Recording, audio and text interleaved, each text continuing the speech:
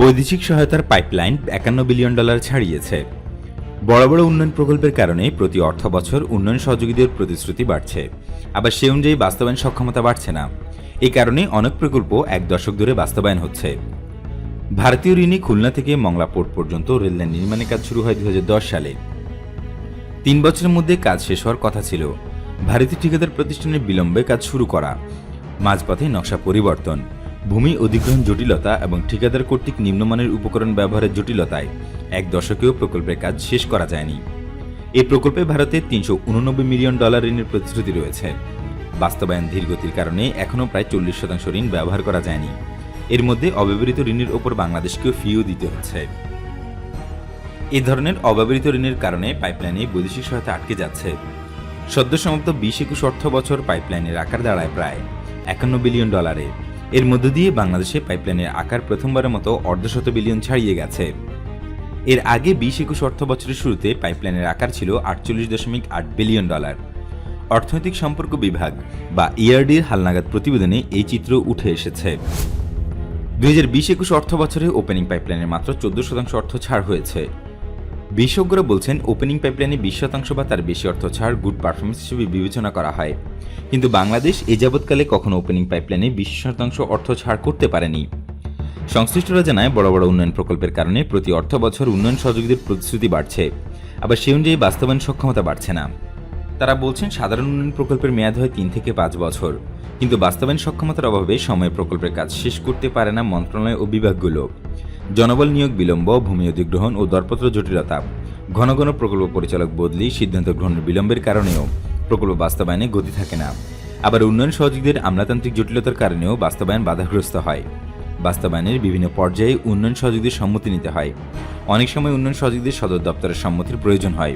এসব কারণে প্রকল্প বাস্তবায়নে গতি কম থাকে বলে সংশ্লিষ্টরা জানান। আবার যথাযথ সম্ভাব্যতা সমীক্ষা ছাড়া প্রকল্প নেওয়ার কারণেও মাঝপথে প্রকল্প সংশোধন করতে হয়, এতে বাস্তবায়নের সময়ক্ষেপণ হয়। এদিকে কোভিড পরিস্থিতির কারণেও 19-20 এবং 20-21 অর্থ বছরের প্রকল্প বাস্তবায়ন বাধাগ্রস্ত হয়েছে। বিভিন্ন সময় সরকার লকডাউনও আরোপ করেছে। কোভিড পরিস্থিতিতে পদ্মা রেল সংযোগ, কর্ণফুলী টানেল, দোহাজারী কক্সবাজার রামু ঘুমধুম পর্যন্ত রেল লাইন নির্মাণ, মাতারবাড়ি কয়লা বিদ্যুৎ কেন্দ্র, রূপপুর পারমাণবিক বিদ্যুৎ কেন্দ্র নির্মাণ, পায়রা সমুদ্র বন্দরের অবকাঠামো নির্মাণ ও মেট্রো রেল প্রকল্পের বৈদেশিক অর্থায়নের সব প্রকল্পের বাস্তবায়ন কাজ বাধাগ্রস্ত হয়েছে। এই সময় অনেক বিদেশি পরামর্শক ও বিশেষজ্ঞ প্রকল্প এলাকায় আসতেই পারেননি। কাজ চলেছে থেমে থেমে। এছাড়া সম্প্রতি বছরগুলোতে মন্ত্রণালয় ও বিভাগগুলোর সক্ষমতা বেড়েছে। এই কারণে আগের অর্থ বছরের মতো 20-21 অর্থ বছরে $7 বিলিয়ন বেশি অর্থ ছাড় হচ্ছে। তবে গত অর্থ বছরে ছাড়া অর্থের মধ্যে প্রায় $2 বিলিয়ন ছিল বাজেট সহায়তা, যার প্রকল্প বাস্তবায়নের সঙ্গে কোনো সংযোগই নেই। তবে কোভিড পরিস্থিতি না থাকলে সদ্যবিদায়ী অর্থ বছরের অর্থ ছাড় আরও বাড়ানোর সম্ভাবনা ছিল বলে মনে করছে ইআরডি। বেসরকারি গবেষণা সংস্থা পলিসি রিসার্চ ইনস্টিটিউট বা পিআরআই নির্বাহী পরিচালক বলছেন, বর্তমান সরকারের আমলে উন্নয়ন সহযোগীদের প্রতিশ্রুতি বেড়েছে। কোনো অর্থ বছরে $6-7 বিলিয়ন প্রতিশ্রুতি বেড়েছিল। অন্যদিকে প্রতি বছর $6-7 বিলিয়ন করে অর্থ ছাড় হচ্ছে। গত অর্থ বছর $7 বিলিয়ন ছাড় হলেও এর মধ্যে বাজেট সহায়তার অর্থ রয়েছে। প্রতিশ্রুতি বাড়ানোর সঙ্গে সঙ্গে প্রকল্প বাস্তবায়নে আরও কৌশলী হওয়া দরকার বাংলাদেশের। বাস্তবায়ন কাজে মনিটরিংও জোরদার করতে হবে, তাহলে দ্রুত পাইপলাইনে আটকে থাকা অর্থ ব্যবহার করা সম্ভব হবে। এতে অর্থনীতিতে গতিশীলতাও বাড়বে। বিশ্বব্যাংকের ঢাকা কার্যালয়ের সাবেক প্রধান অর্থনীতিবিদ ডক্টর জাহিদ হোসেন বলেন, কোভিড পরিস্থিতিতে উন্নয়ন সহযোগীরা ফাস্ট ট্র্যাকিং পদ্ধতিতে কাজ করেছে। অর্থায়নের ক্ষেত্রে অনেক সময় কান্ট্রি ডিরেক্টরদের ক্ষমতা দেওয়া হয়েছে। উন্নয়ন সহযোগীদের সদর দপ্তরের সিদ্ধান্তের অপেক্ষা করতে হয়নি। এই কারণে কোভিড ও অর্থনৈতিক পুনরুদ্ধার সংক্রান্ত অনেক প্রকল্পে দ্রুত প্রতিশ্রুতিও এসেছে, ফলে বেড়েছে পাইপলাইনের আকার। কিন্তু এখন দেখতে হবে প্রতিশ্রুতি অনুযায়ী অর্থ ছাড় বেড়েছে কিনা। এখন প্রতিশ্রুতি ও অর্থ ছাড়ের মধ্যে বিশাল ঘাটতি রয়েছে।